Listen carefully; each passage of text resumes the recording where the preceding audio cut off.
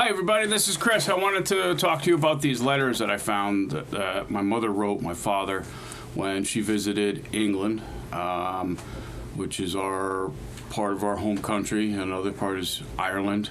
So, I am 99.9% European, which means I'm fairly Caucasian, very Irish and English, and so my great-grandfather had come to this country in about 1902 or 1907 and worked his way up in the construction trades and eventually built his own construction company in Bridgeport, Connecticut, which is where my mother was born. And she went to visit family back in England with my great-grandfather, and they were away for about a month. And my great-grandfather visited places in Manchester, because he was from Manchester, UK. Visited places that he had worked on as in construction.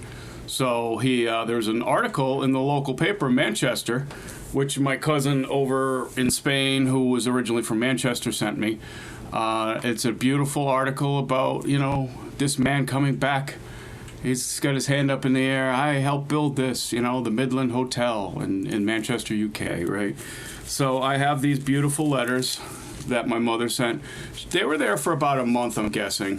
But she wrote my dad about every day. And these letters are fun. I wanted to read just one letter. This is regarding the Midland Hotel, which great-granddad was so proud of coming back to.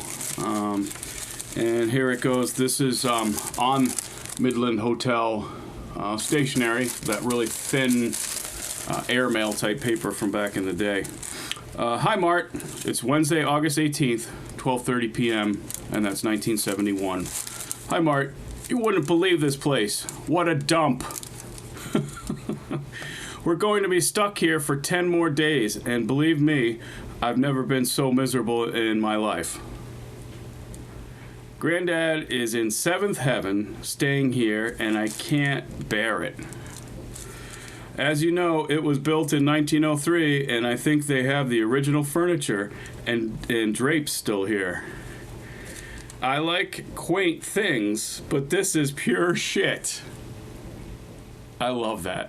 That was my mom. You don't get to hear, she died when I was little, so I don't, conversational tone of your parents is very important to remember. Everything is so old and smelly. Had to be smelly too. Granddad said the soldiers used to stay here during the war. I think they rotted right here in this room. Oh, I think she's talking about World War I. My view outside is a small wall about 4 feet high, like a ledge, that has some peepholes in it so I can look down into the street. Or I can see the other buildings that are filthy black, worse than New York City. We are right in the center of Manchester City, and I close my eyes, I might as well be in New York for all the traffic and noise. Hi again, it's now about 10 p.m. Granddad and I have just spent a boring afternoon at his brother's house.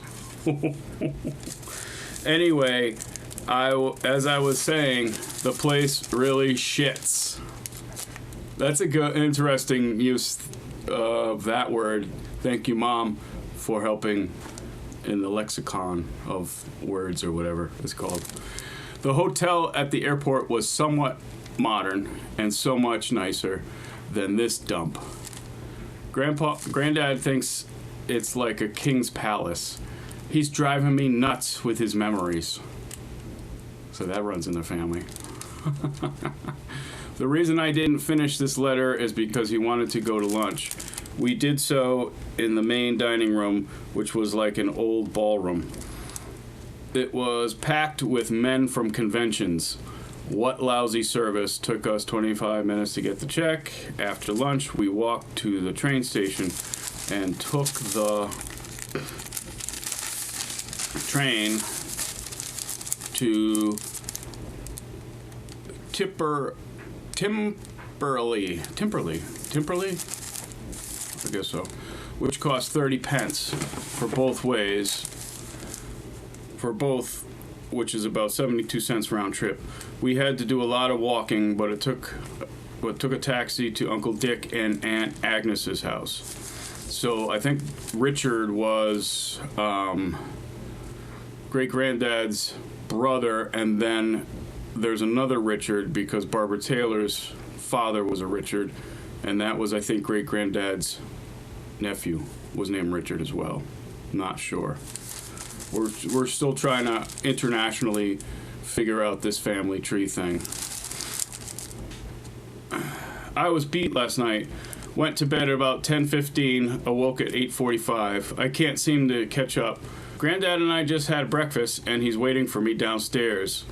For supper at Agnes's house, we had chips, French fries, and cauliflower with cheese sauce.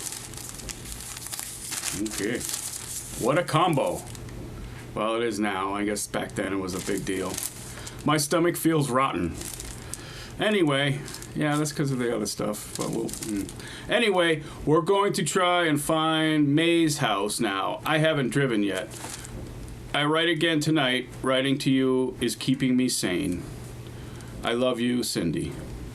Kiss the kids for me. That would be me. How are you making out? Are the kids driving you crazy yet? Just me and Heather. Terry wasn't even there, so there's no excuse for that. P.S. Sorry to complain so much. That's okay, Mom. That was just one letter. I have a lot more. They're really fascinating little insight into my parents. Just very excited to have found them. I was just cleaning out my basement there. They could have been destroyed with the water that I've had, but they survived, so I'm very happy about that. So anyway, I'll be doing more detail videos on that, including the Super 8 films